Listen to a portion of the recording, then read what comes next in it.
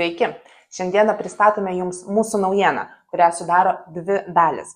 Mums kilo mintis vizualizuoti mūsų įstaigos žemėlapį, kuris yra sukurtas universalaus dizaino mokymuisi pagrindu ir yra paprastas ir prieinamas kiekvienam, ir mažam, ir dideliam. Mes labai tikimės, kad jo pagalba bus lengviau orientuotis mūsų įstaigos erdvėse, surasti reikalingus specialistus bei kitus įstaigos darbuotojus. Taigi, eime pasižvalgyti. Užėję į liepsnelę mes matome žemėlapį, kuriuo labai paprasta keliauti. Štai čia yra įėjimas ir pasirinkimas, kur mes norime keliauti.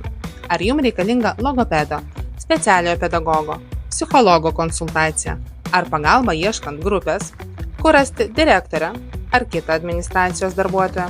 Pasižvalgyti, kas auga daržininkų zonoje ir iš kur sklinda nuostabus darželio kotletukų kvapas.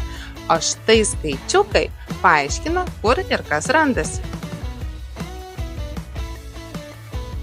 O antroji naujienos dalis yra darbuotojų ir grupių vizualai.